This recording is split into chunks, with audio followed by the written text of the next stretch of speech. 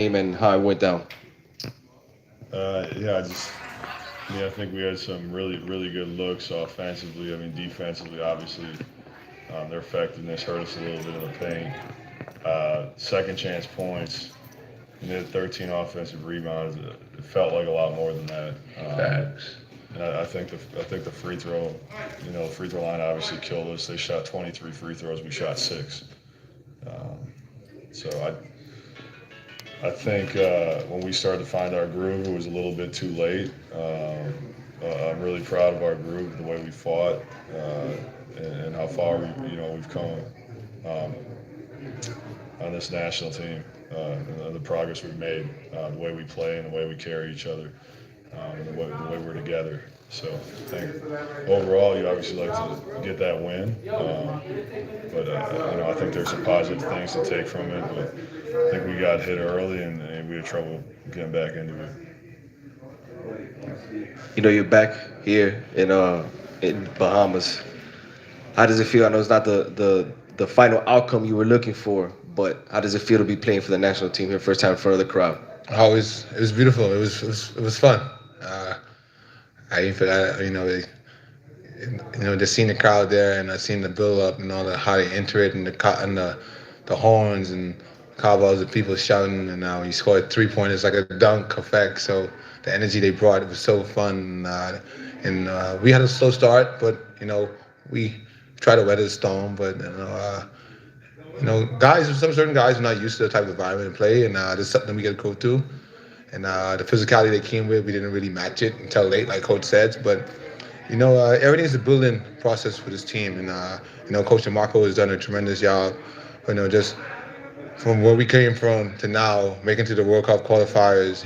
We haven't been there in Bahamian history, and hats off to him and his staff. Getting the guys to come here, telling the guys who was there before us who got that one game, that win we needed to get. That was really big because got that win from USVI, and yeah, we want to win this one, Bahamas, but we were able to qualify. But it was fun, and I think the Bahamian people, see the progress we've making, and we have some guys that we need that will join us eventually. But I'm proud of the way we played, and Bahamian guards, Bahamian players, we all gonna play hard and give it all. But looking forward for August and getting better and coming back for another home stand.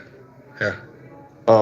Obviously, how does it feel? We see the pictures, we see the videos, we see everybody, that has that passion Yeah. for what you're bringing to the country of Bahamas. How's that feel for you? That pride that people, just kind of shed the love all over for you and the vibe that they bring.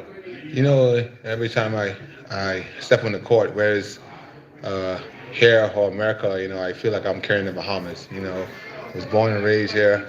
Everybody know me here. They see the struggle I went through. So no matter where I go, I always rep the flag, rep where I'm from, because it's big, and I got a lot of kids watching me. So I'm always trying to be a role model for the human people out here.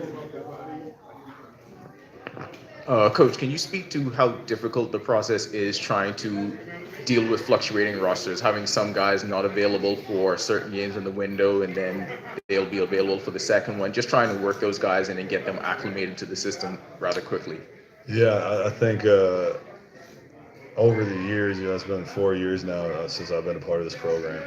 And what we've tried to do is find guys who can be effective and learn the system throughout those years. We're trying to find high IQ players who understand the way we're trying to play.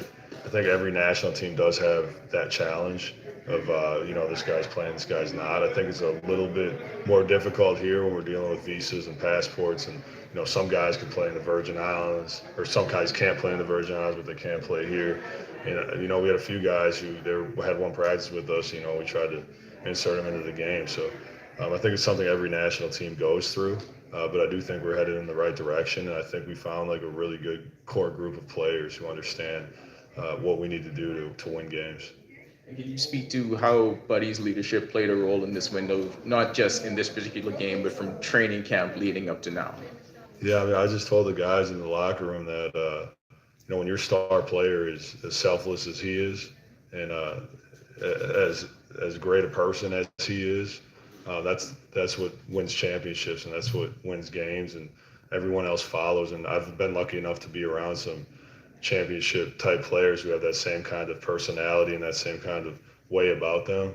And Buddy's definitely that. And we can't as a national team, just go try to find that player, sign that player. So for us to have that in him is completely a lucky thing for us to have. It's incredible. So I mean, he's done so much for the national team and for the Bahamas, and I'm just really excited for the future here. Could you just tell me a bit about the importance of these games for some of the younger players, guys like Franco and Nato Bridgewater, and getting in these reps and experience to help, moving forward?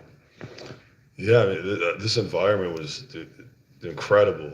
I mean, it was just the fans were on top of the court, and the excitement was through the roof. And I think Nato's been playing professionally a little bit, and Franco obviously plays in college, but for both of those guys to feel that kind of pressure and understand like the physicality that comes with that, I think is massive for their growth. And I mean, these are young guys; they're 21, 22-year-old players, and they're going against pros. These guys have been playing in Europe or overseas for 5, 6, 7, 10 years. So there's a little bit of a learning curve, but I think it's great for them to experience. Last question. Obviously, I spoke to Kai last week when he was here for summer camp. Obviously, he plans to play the national team, and I assume DeAndre will as well. Just tell us a bit about, when the team is at full strength per se, and we have those two to join the current group of players. What that would mean. Yeah, I mean, I think they're both interested in playing, and it's really difficult sometimes with these guys' schedules and other things going on to get everyone here. But they definitely have interest in playing, and obviously to be at full strength would be huge for us. But just talk about the environment again, how felt like a Hugh Campbell out there. The last time he played, he was probably in a Hugh Campbell tournament. I mean, what do we need for August? Because we have a home game in August for the crowd. It's just same crowd, same energy to show up today. I think that, the guys know what's at stake. A lot of guys were shocked that the crowd was going to show up like this.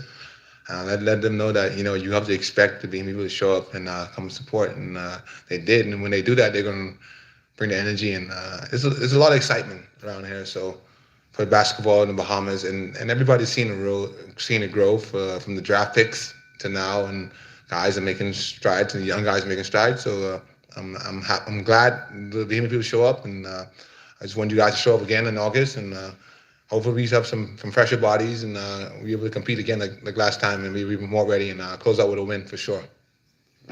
All right. Looking at the box score, I see you play basically the whole game. What's that part of the game plan?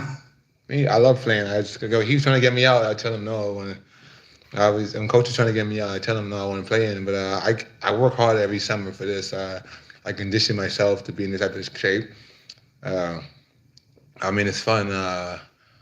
It's fun being out there in the court and competing, and just trying to win. And that's the mindset I have. Just do what I can do to help my country win and get on to the next level, next round.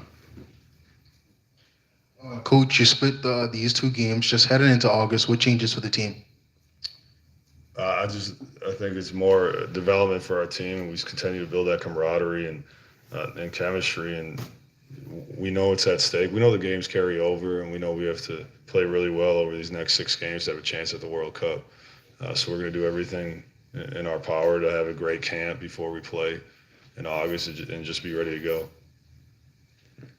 Coach, can you speak about the addition of Coach Yo to the team? How does that help? Yeah, she's a fabulous coach. Helped me tremendously. Was great with the players. Knows her stuff, and it was a huge benefit having her here. When you have a coach with a personality and understands how to gel with guys, she's always a plus. And I think that her spirit keeps the guys up. She's positive, and having a coach that everybody likes around you is fun to be around too. She makes the environment fun. So after what he's saying, she's a blessing to the team. The guys love her. I see why how she competes with a team now, Oldsmans. She has that togetherness environment, and that's big. And she wants to keep everybody grounded. Even though she's the female on the team, she keeps everybody grounded. And she's funny, man. She's a blessing on our team for sure. Thank you guys. Appreciate it. Always. Thanks. All right, Doc. No pressure. Yo, all right. All right, respect y'all. Have a blessed one.